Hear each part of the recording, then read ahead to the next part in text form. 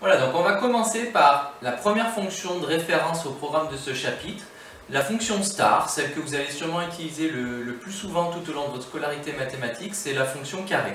Donc la fonction carré, bon, vous avez déjà une idée ou une intuition de ce qu'elle est, hein, c'est un nombre qu'on va mettre au carré. Donc la fonction carré, c'est la fonction f définie sur R par f de x égale x au carré, c'est-à-dire qu'on va le multiplier par lui-même.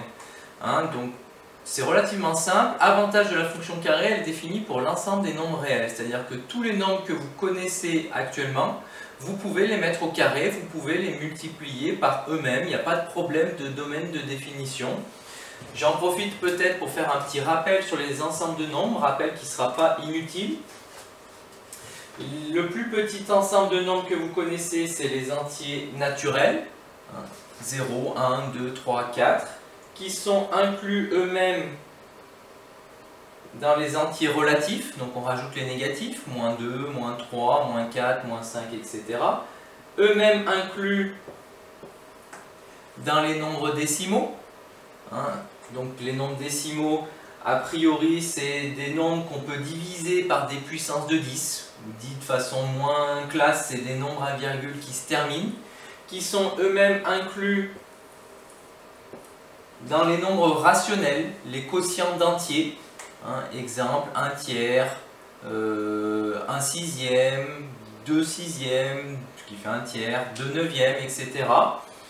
Par ailleurs, je vous rappelle que c'est des inclusions, c'est-à-dire que si vous êtes naturel, vous êtes forcément relatif, vous êtes forcément décimal et vous êtes forcément rationnel. L'inverse n'est pas vrai. Si vous êtes décimal, vous n'êtes pas forcément un entier relatif. Et tout cet ensemble-là, auquel on rajoute les irrationnels, ça forme les réels. Les irrationnels, c'est tous ceux qui ne sont pas rationnels, comme leur nom l'indique, donc c'est tous ceux qui ne peuvent pas se mettre sous forme de quotient d'entier. Exemple typique, par exemple, les racines de carré imparfait, comme racine de 2, ou des nombres un petit peu bizarres ou particuliers, comme pi. Donc voilà, tous ces nombres-là, l'ensemble des rationnels plus l'ensemble des irrationnels, ça forme l'ensemble des nombres réels que vous connaissez actuellement. Et pour revenir au sujet qui nous intéresse, tous les nombres réels que vous connaissez actuellement, vous pouvez les mettre au carré. Donc voilà pourquoi la fonction carré est définie sur R. Ensuite, un exemple. L'image de moins 1 par la fonction carré, c'est moins 1 au carré, c'est-à-dire moins 1 fois moins 1, ça fait 1. L'image de 3, c'est 3 au carré, 3 fois 3, 9. Donc vous voyez que c'est assez simple. Propriété à connaître. Dans le plan muni d'un repère orthogonal d'origine O, la courbe d'équation y égale x carré, donc la courbe de la fonction carré, c'est l'ensemble des points de coordonnées x, f de x, donc x au carré ici, et c'est une parabole. Donc ça, question de vocabulaire, notion de vocabulaire à connaître. La courbe représentative de la fonction carré s'appelle une parabole que j'ai retracée ici. Vous reconnaîtrez en général facilement les paraboles, donc voilà celle de la fonction carré, qui a pour sommet 0. Son minimum général, son minimum global, c'est 0. Donc voilà pourquoi un nombre, un carré est toujours positif. Le minimum c'est 0, donc un nombre, quand vous le mettez au carré, il va forcément devenir positif, s'il ne l'était pas déjà. Cette courbe, particularité qu'elle a, c'est qu'elle est symétrique par rapport à l'axe des ordonnées, l'axe vertical, et donc un axe de symétrie de cette parabole. Et puis, autre propriété intéressante à connaître en ce qui concerne la fonction carré, c'est que si par exemple vous avez deux nombres positifs a et b tels que a soit plus petit que b, alors a au carré est inférieur à b au carré. C'est-à-dire que la fonction carré conserve l'ordre entre deux nombres positifs. Un exemple, si 1 est plus petit que 2, c'est pas si 1 est plus petit que 2, c'est 1 est plus petit que 2. Alors si vous les mettez tous les deux au carré, l'ordre sera le même. C'est-à-dire que 1 au carré, donc 1 plus petit que 2, 1 au carré, ça fait 1, plus petit que 2 au carré, qui fait 4. Donc si j'applique la fonction carré pour des nombres positifs, elle va conserver l'ordre. Par contre, pour des nombres négatifs, elle va changer l'ordre. C'est-à-dire que vous prenez deux nombres négatifs dont vous connaissez l'ordre, moins 3 est plus petit que moins 2. Si vous mettez ça au carré, moins 3 au carré ça fait 9, moins 2 au carré ça fait 4. L'ordre a été inversé. Comment ça s'explique ça? Ça s'explique déjà par l'allure de la parabole. Donc vous le voyez, pour les nombres négatifs, elle est décroissante. Si vous vous souvenez bien, la particularité, même la définition d'une fonction décroissante, c'est qu'elle change l'ordre initial entre deux réels. Pour les nombres négatifs, à partir des nombres positifs, à partir des abscisses positives, la fonction carré, vous voyez sa parabole, elle monte, elle redevient croissante. Donc là, fonction croissante, sa définition, c'est qu'elle conserve l'ordre établi initialement entre deux nombres. Donc ça me permet peut-être de faire un petit saut vers la dernière partie où je vais faire tout de suite les variations des fonctions de référence. Donc puisque je viens de vous l'expliquer, la fonction carré, elle est croissante sur 0 plus l'infini, décroissante sur moins l'infini, 0. Vous voyez sa parabole, décroissante de moins l'infini à 0 pour les nombres négatifs, croissante de 0 à plus l'infini. Donc ça donne le tableau de variation suivant.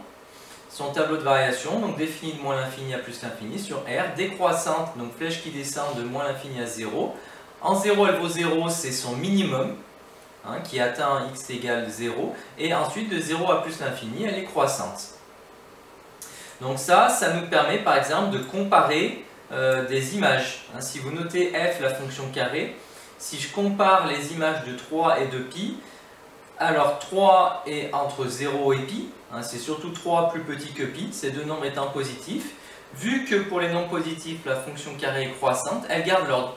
Donc quand je vais les passer au carré, l'ordre sera le même, ça signifie que f de 3 sera plus petit que f de pi, c'est-à-dire que 3 au carré sera plus petit, inférieur à pi au carré. L'ordre a été conservé. Par contre, si je prends des nombres négatifs, exemple, moins 0,326 et moins 0,3, c'est deux nombres négatifs. Moins 0,326 est plus petit que moins 0,3. Mais vu que la fonction carré est décroissante du côté des réels négatifs, alors elle change l'ordre.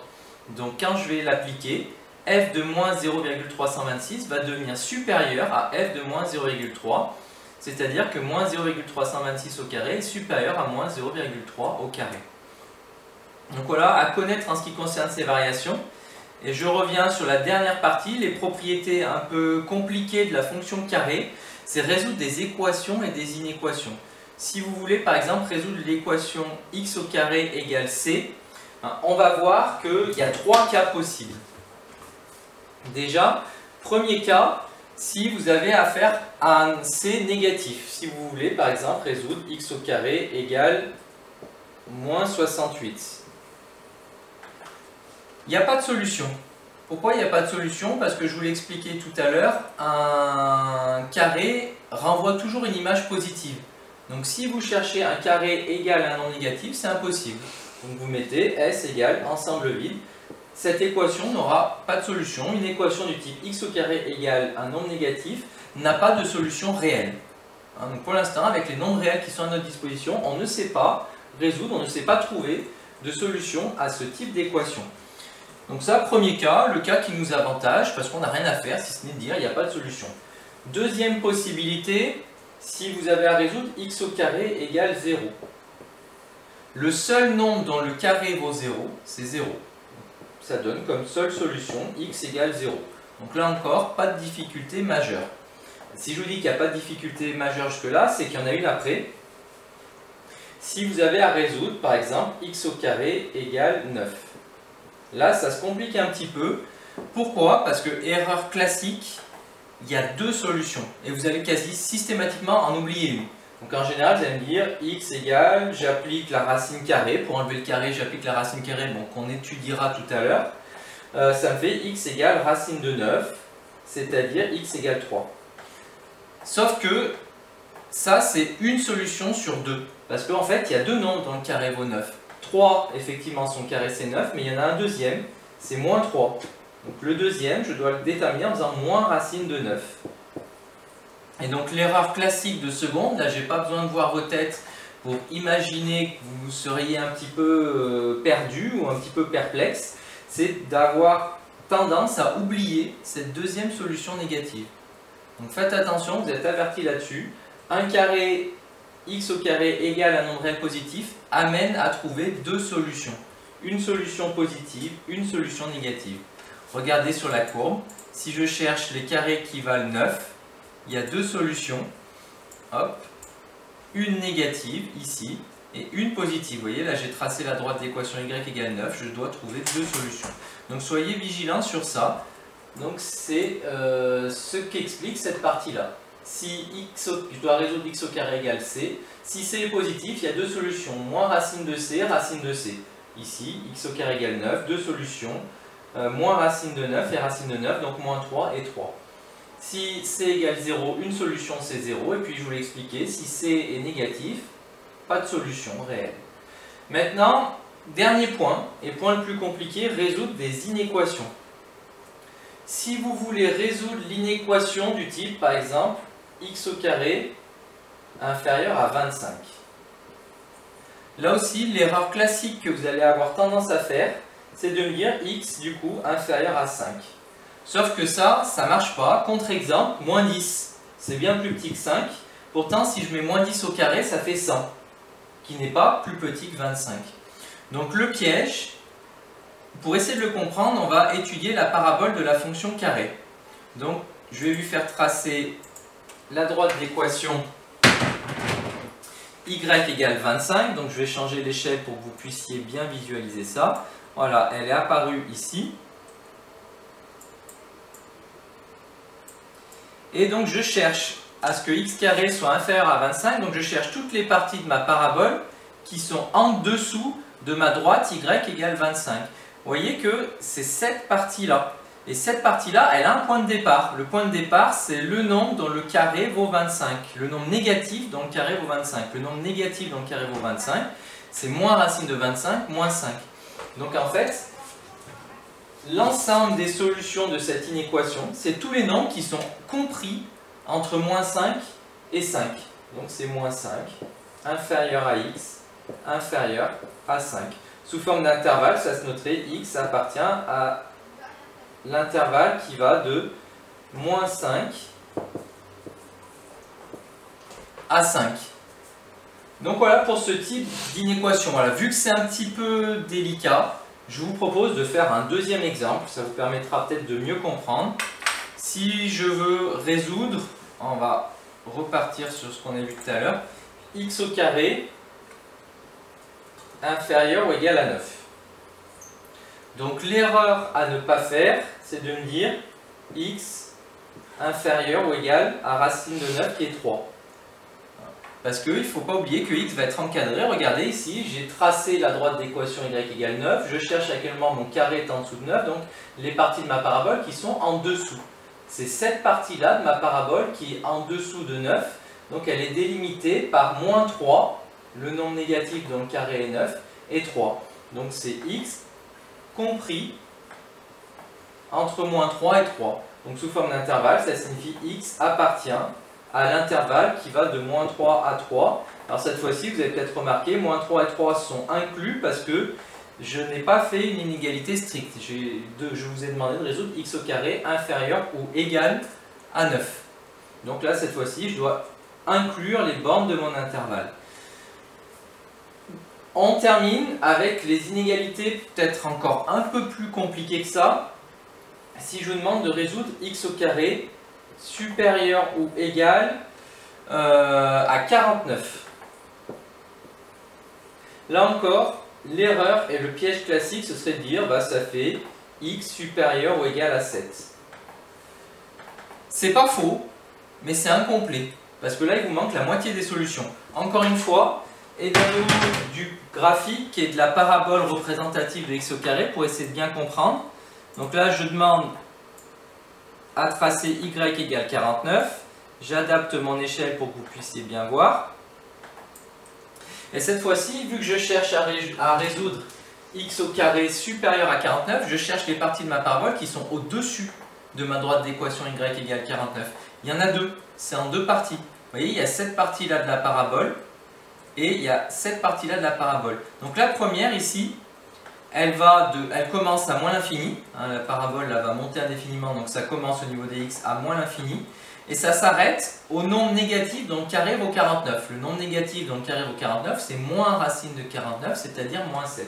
C'est-à-dire que c'est tous les nombres plus petits que moins 7. Donc ça donne x inférieur ou égal à moins 7. Et puis, il y a une deuxième partie.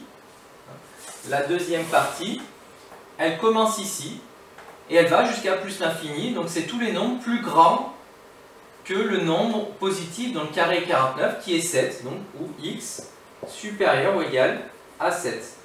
Ça, sous forme d'intervalle, ça se noterait x appartient à l'intervalle qui va de moins l'infini à moins 7 inclus union de 7 jusqu'à plus l'infini. Le ou se symbolise par une union pour écrire ça à l'aide d'intervalles. Donc faites attention, et ce sera toujours valable quand vous avez à résoudre une inéquation x au carré supérieure à un nombre positif, alors il y aura deux parties. Donc il faudra les relier par une union quand vous allez donner ça sous forme d'intervalle. Donc soyez vigilants parce que c'est pas évident, et n'hésitez pas à vous aider d'un graphique. Même si vous n'avez pas la chance d'avoir GeoGebra, je vous termine avec un dernier exemple pour être sûr que vous avez bien compris. Imaginez qu'on n'ait pas le luxe d'avoir GeoGebra, mais notamment pour ceux qui ont une mémoire visuelle, je pense que ça peut grandement vous aider de représenter ça au brouillon. Vous voyez, vous faites par exemple une parabole, et imaginez que je vous demande de résoudre x au carré supérieur à 4. Qu'est-ce que vous allez faire? Vous faites une droite horizontale et vous dites que c'est y égale 4. Et là, vous allez commencer à réfléchir et vous allez vous dire à quel moment x au carré est strictement supérieur à 4, donc quelles sont les parties de la parabole qui sont au-dessus de 4. Et vous allez voir du coup qu'il y a deux parties. Cette partie-là et cette partie-là. Là, c'est délimité par quoi? Le nombre négatif dont le carré vaut 4. Le nombre négatif dont le carré vaut 4, c'est moins racine de 4, c'est-à-dire moins 2. Là, c'est délimité par le nombre positif dont le carré est 4, c'est-à-dire 2. Finalement, ça veut dire que soit x est strictement inférieur à moins 2, parce que là, cette fois-ci, j'ai choisi une inégalité stricte, soit x est strictement supérieur à 2. Donc là, sous forme d'intervalle, ça signifie que x appartient à l'intervalle qui va de moins l'infini à moins 2 exclu union de 2 exclu jusqu'à plus l'infini. Donc vous voyez qu'encore une fois, vu que c'est une inégalité supérieure à, on a à trouver deux intervalles qu'on relie par une union. Donc voilà, si vous avez compris ça, vous avez compris la difficulté majeure en ce qui concerne la fonction carré, c'est la résolution d'équations et d'inéquations. N'hésitez pas à bien vous entraîner, et comme je vous l'ai dit, n'hésitez pas à faire le graphique au brouillon, à faire la parabole au brouillon, même si elle est très vilaine, elle vous permettra de visualiser la situation et de mieux comprendre. Donc entraînez-vous bien à travers des exercices pour automatiser petit à petit ces notions-là et limiter les erreurs.